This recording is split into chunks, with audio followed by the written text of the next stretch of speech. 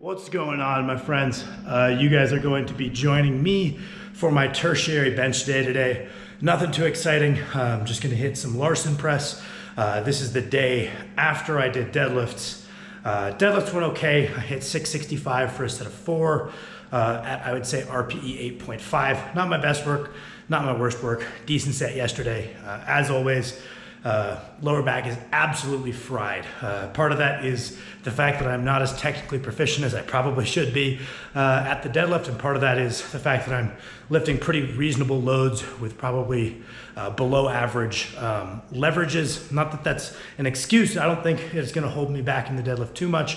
It just makes my volume a little bit more fatiguing in my experience. So the volume I handle on a deadlift in working sets per week is much lower than just about anybody I coach.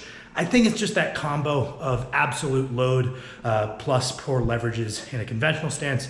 Back when I pulled sumo, I could handle much more normal range working volumes per week, but leaning into a little bit lower volume, higher intensity approach, as opposed to the inverse, has been successful for my deadlift. That being said, every single time, the day after deadlifts, I am smoked. It's the one day that the next morning I wake up and I feel like shit. It'd be awesome if the day after deadlifts was a rest day. It just doesn't work out like that in the split. So we have Larson press, no low back stress, as might be offered by a competition style bench, so feet down with a maximal arch. So at least I get to spare my low back in that regard, but all around, I'm pretty fried coming into this session, but we're gonna put in some good volume because even on the days that I wake up and I don't feel particularly physically good, which is a lot of days, the stronger I get, the more often I'm just carrying a level of fatigue where I don't feel too great all the time, but goddamn, I really like training. So we're gonna do some Larson pressing today. We're gonna see how that goes.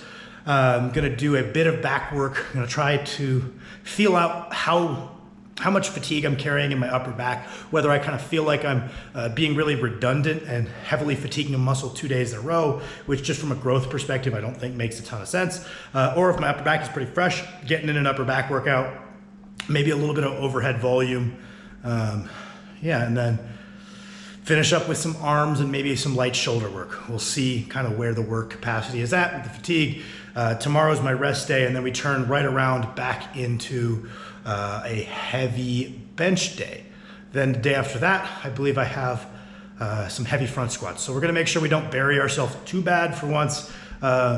Just get in a good fun workout.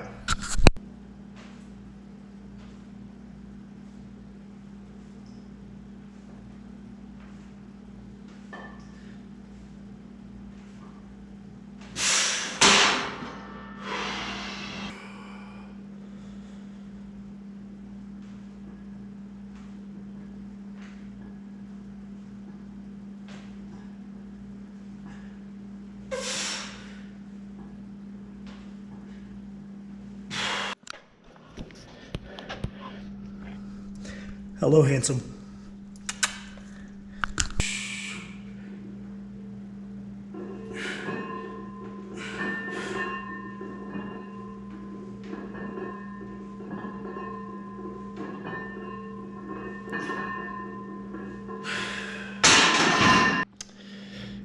All right, we're putting on the wrist wraps real early today at 2 plates. Historically, I've struggled with my wrist stability. I have very, very small wrists. And much earlier in my bench pressing career, the bar rolling in my hand or shifting in my hand would kill some of my upward momentum with the bar. And the solution that I found for this over time was not necessarily strengthening my forearms that much more or squeezing the bar that much harder, but paying that much more attention to where the bar is sitting in my hand so it's stacked directly above the wrist joint, so there is no impulse for it to roll one way or the other, so the demands on the wrist go down. I think when I really started putting a hefty focus on paying attention to the mechanics of my hands, not saying this is gonna make a night and day difference for you guys, but I think my bench went up like 30 pounds that training cycle just because I was able to drill a more efficient pattern. And with this in mind, I've always liked gradually progressing what weight I work up to without wrist straps on to really force myself to pay attention to that hand mechanic. Recently, my wrists have been feeling kind of shitty. Don't know if that's from overhead or what that's from. So today they're going on early. I just don't feel like dealing with it. But generally, that's something I've always done is If my work set's in the mid 400s, I'll go up to 4 plates before I put them on. Today, I don't feel like doing that.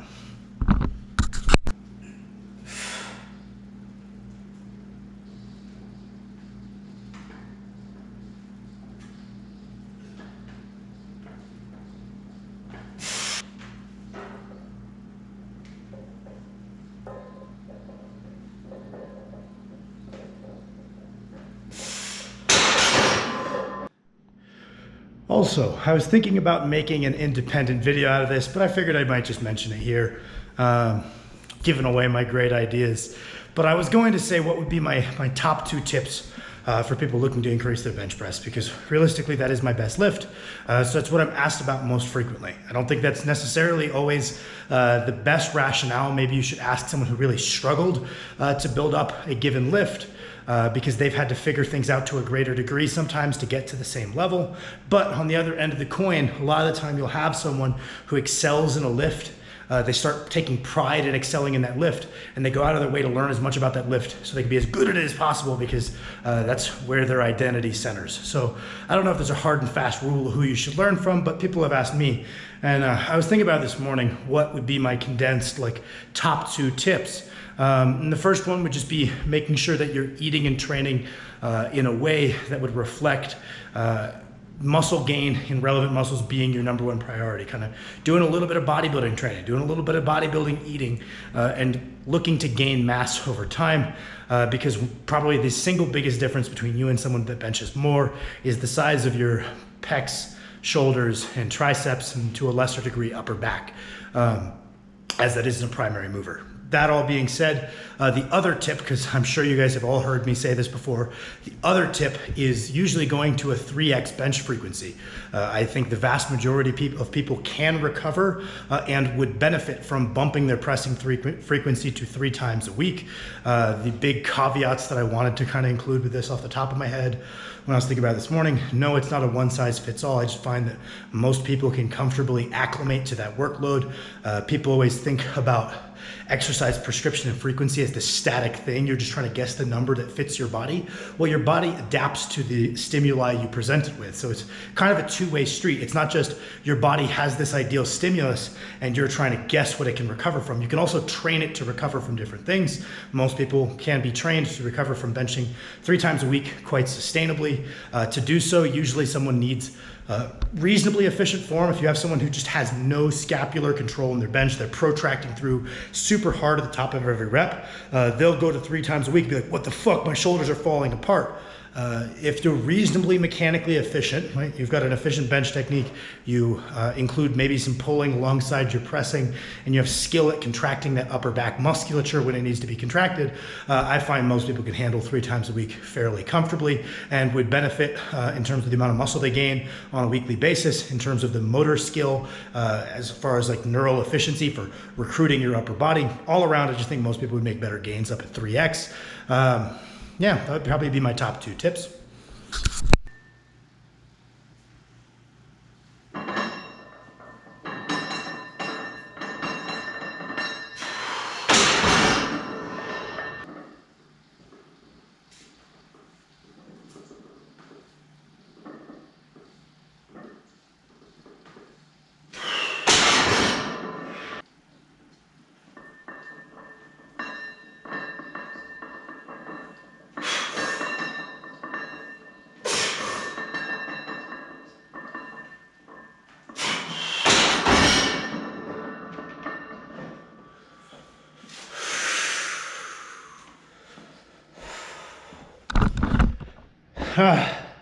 That's not too good, but I'll take it. Pretty heavily fatigued from benching the day before yesterday, which went pretty well as well. So I'll take it. I'll take it. That should be a little easier than that was, but all good. Gonna back down now and then move on to the rest of the workout.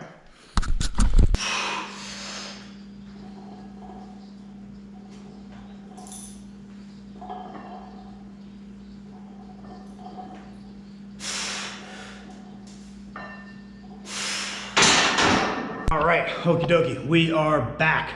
My camera ran out of batteries, so I ran inside and I plugged it in and then while it was charging, I'll just let you guys know what I did.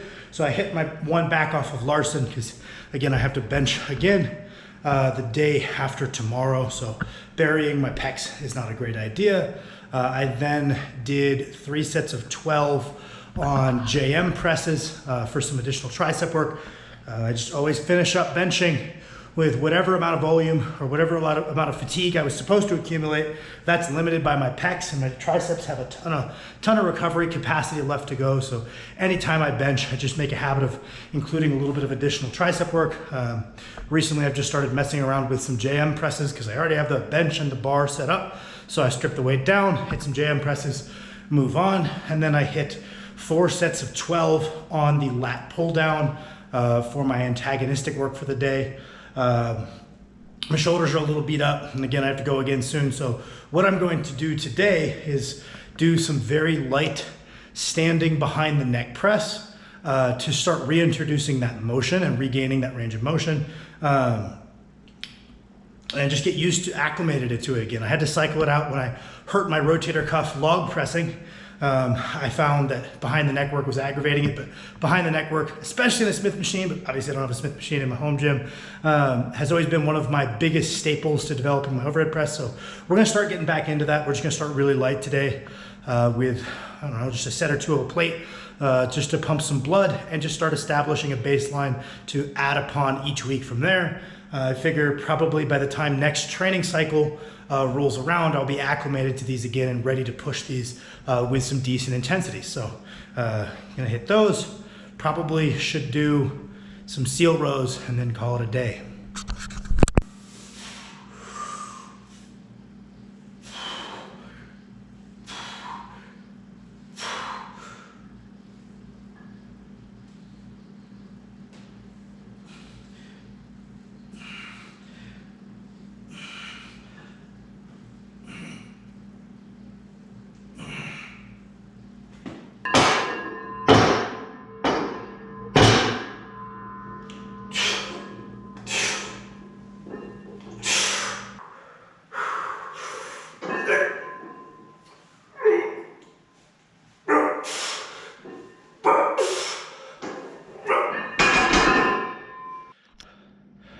Okie dokie, phone is just about dead.